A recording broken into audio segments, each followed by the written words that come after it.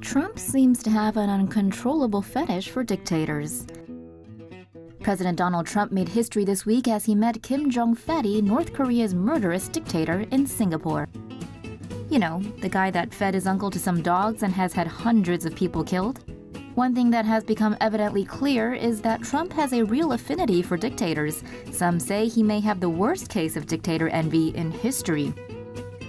While meeting with the G7, Trump proposed letting shirtless Putin back into the G8, while at the same time just skipping over the invasion of Ukraine and the annexation of Crimea like it was his veggies. The problem is that as Trump gushes over dictators like Xi, his little henchmen Kim Fats, and pectorals Putin, he threatens the very democracy that protects the world from these evil douches. President Trump literally is the most powerful man in the world, yet he looks up to spineless autocrats and envies their strength. And with all this North Korea nonsense going on, Trump has once again been played. Because it's not North Korea that's causing the problems in Asia, it's China. Maybe Trump should ask Ivanka if there are any ancient Chinese fortune cookie proverbs to consult. North Korea first. North Korea blew up one of its own cities by accident. North Korea fabulously blew up one of its own urban cities accidentally during a ballistic missile test last year. Last April, when Kim Jong-un shot off a Hwasong-12 intermediate-range ballistic missile, it sadly couldn't even deliver a short range. Instead, it crashed in the city of Tokchon, located about 2 hours from Pyongyang. The missile was launched from the Pukchang airfield, but things went haywire as it flew 24 miles to the northeast, blowing up industrial or agricultural facilities in Tokchon. In the meantime, while North Korea is busy annihilating itself, what's Orangina doing? Bragging about the size of his bigly button. Wonderful. Kim gets chemical.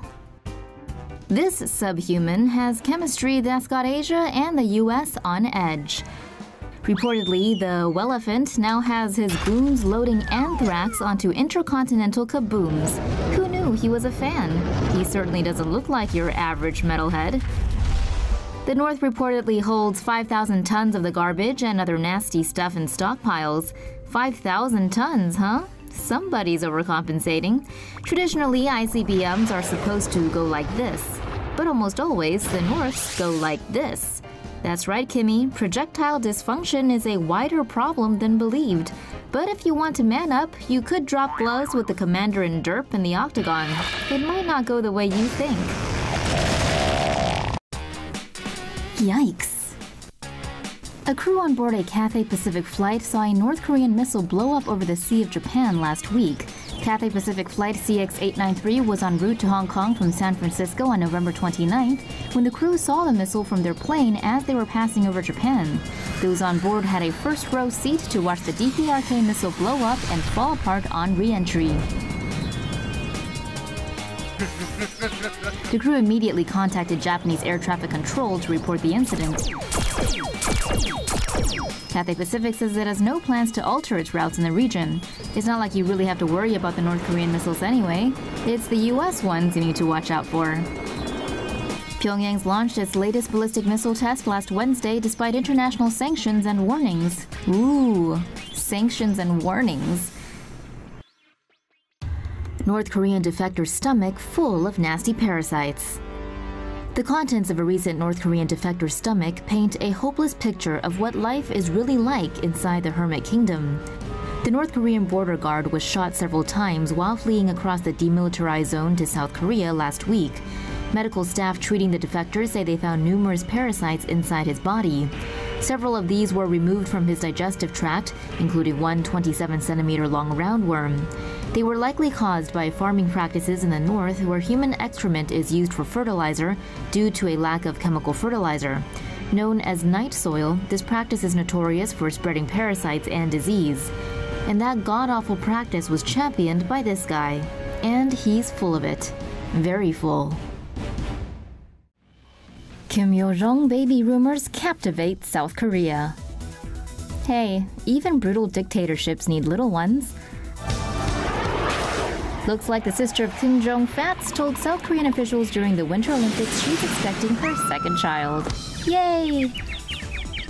According to unnamed government sources, Kim Jong told Seoul officials she was carrying during her visit to Pyeongchang between February 9th and the 11th.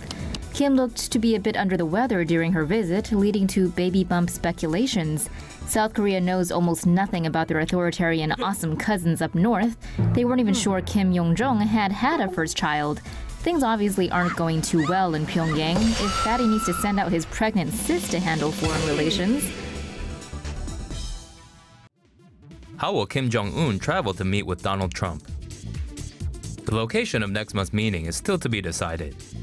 The Washington Post speculates that North Korean leader Kim Jong-un and U.S. President Donald Trump's meeting may take place in the Korean demilitarized zone.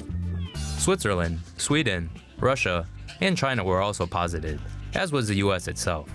But it is not clear if the North has the transportation capable of getting there. Analysts told the Post that North Korea has an old Soviet jetliner. This plane from the 1960s has a wingspan of 43 meters, is 53 meters long, and 12 meters tall. It can fly up to 5,400 miles, meaning it could reach Hawaii or the U.S. West Coast if leaving from Pyongyang. Unconfirmed reports last month put Kim in China, saying he got there by an armored green train. If true, he could also travel by rail to a European venue, via Moscow, or to a spot in Russia itself. Another way is for Kim to travel with a shorter distance Air Koryo Tupolev jet. Analysts say Kim could also borrow an aircraft from one of North Korea's neighbors, or travel with South Korea or Sweden. However, the Post reports these options could be embarrassing for the North Korean leader. How do you think the meeting will happen? Trump-Kim summit set for Singapore in June. The first ever meeting between the world's two most insecure dear leaders is set to take place in chewing gum-less Singapore. The meeting between the cheeseburger and the kimchi will be the first for a U.S. president and a dictator from the north.